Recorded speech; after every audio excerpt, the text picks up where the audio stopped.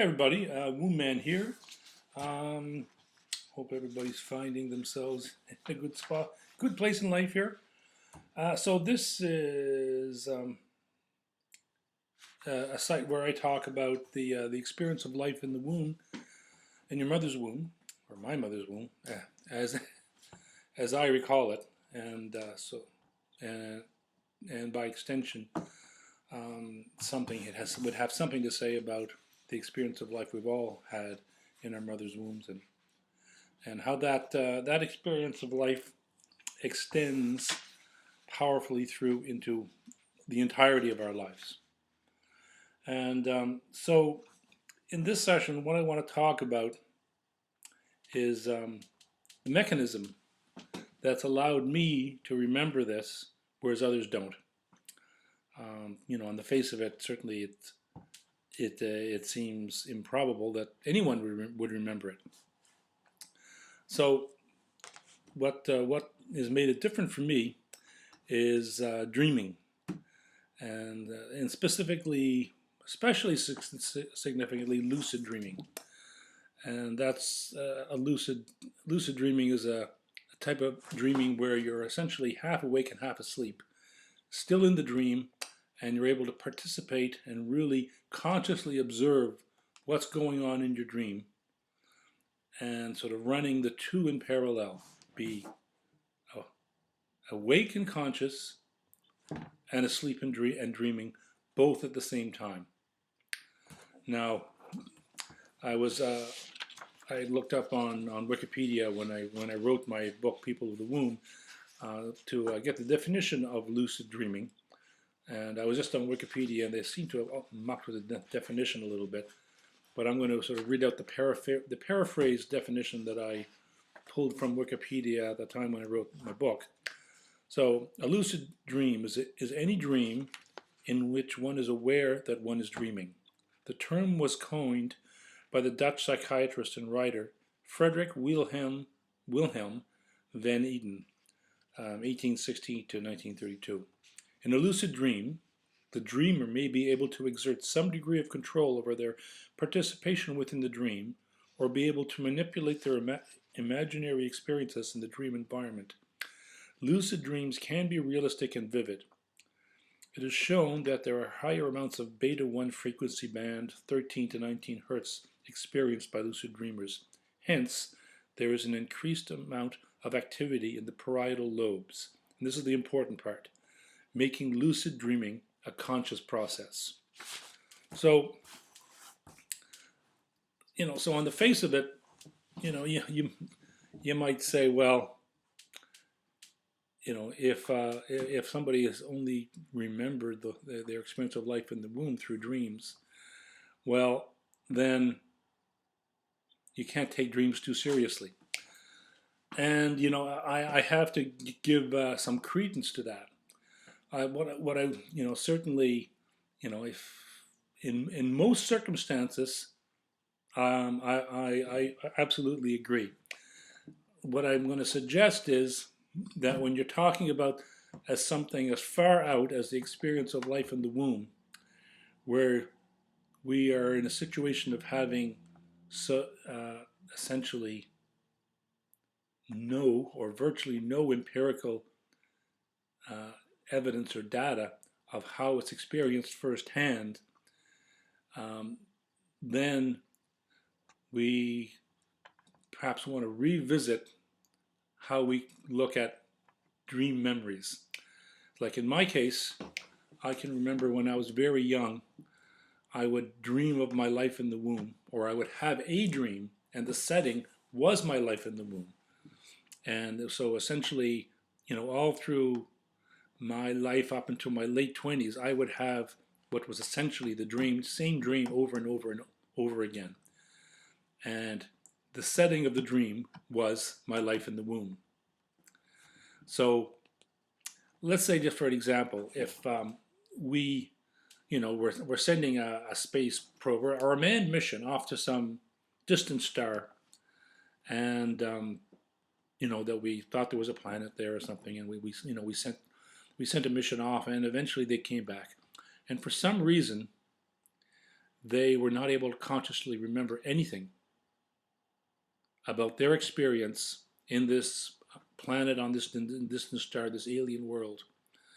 But let's say that a few of them couldn't consciously remember, yet they had dreams about that far off, unknown and unknowable world. Well, I'm going to suggest that then researchers would want to pay a lot of attention to those dreams and certainly look for what the commonalities are in the various accounts of what people would be dreaming about it, and whatever becomes commonality between the various dreamers, there's going to be a high likelihood that it's going to have some alignment with what actually is what exists on that far distant planet. So you could consider that the life that we experience in the womb as a far distant planet, and we are perhaps a little desperate or whatever to glean some first-hand information of what it's really like there. And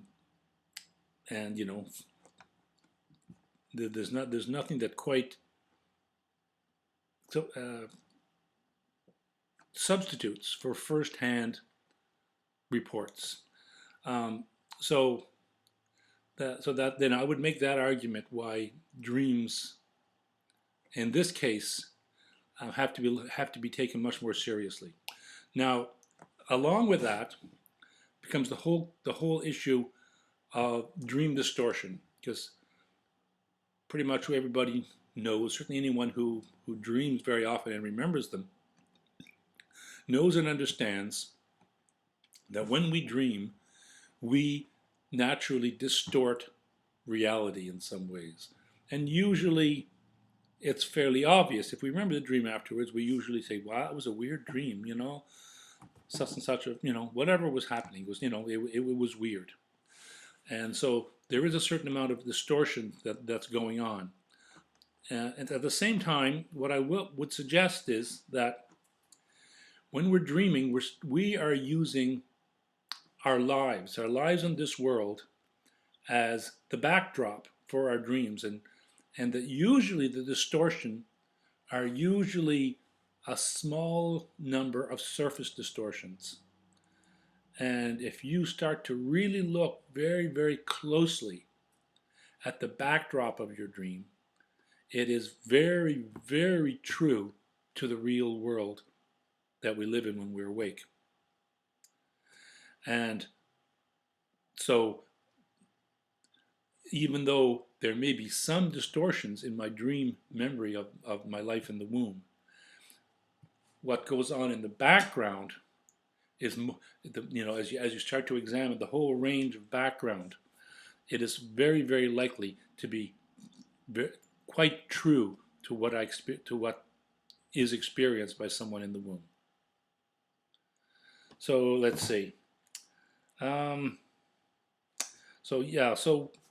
mean, the whole other question about dreaming of life in the womb is I think it's quite well recognized that infants and even infants in the womb do dream, and their dreams by necessity kind of have to be built on top of their life experience.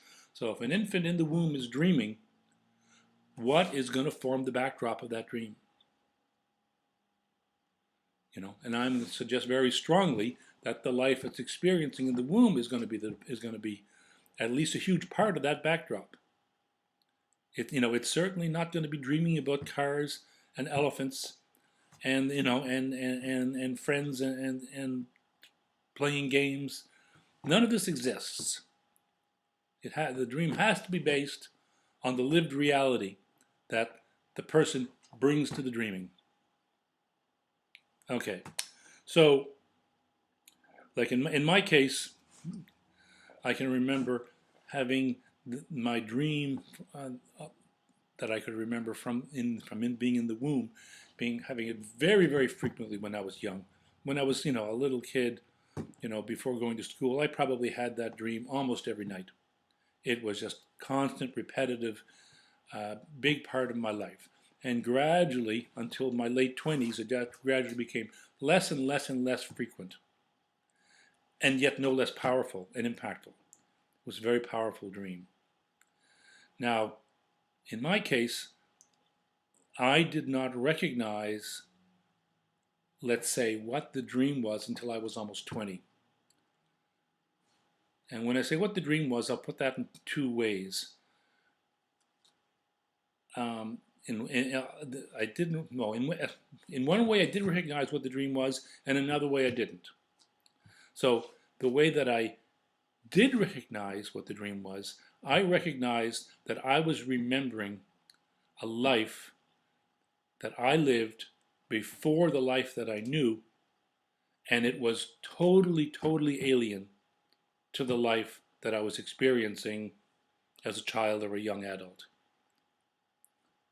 And what happened was that at 20, when I was around 20 years old, I got what the memory was when a nursing student was describing to a number of people, of our friends, how an infant in the womb experiences his mother's heartbeat, which I've already talked about in another episode.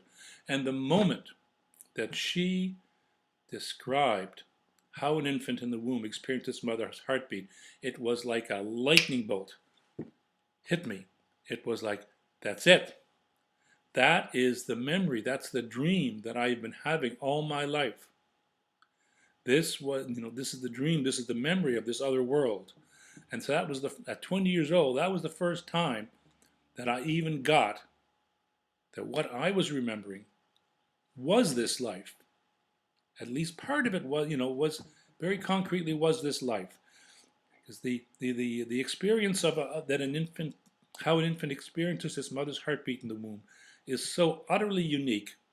You are not going to confuse it with anything else. It is a full body, mind, soul sensation. And so, I mean, when this nursing student started to describe it, and I made the connection. It's like, I could describe it much more intimately than her, and it's also, it's also taken me decades to get to the point of increasingly being able to recreate the experience of that dream, and essentially, there's no end to it. There's a whole universe inside of that memory. It's the memory of a different world that, in a way, has nothing to do with this world, or seemingly has nothing to do with this world. So,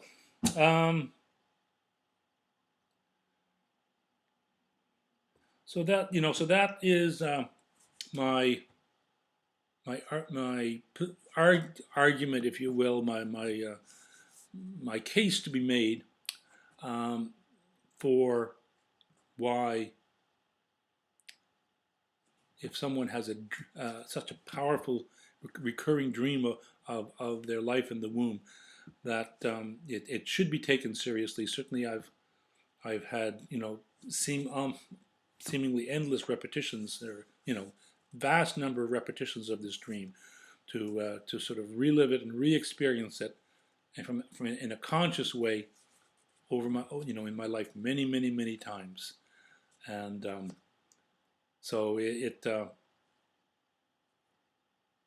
anyway, there it is. So there's a specific mechanism that has allowed me to remember what in normal, let's say more normal, ordinary circumstances would seem to be impossible to have remembered. Well, that's it for this time. I'll see you next time.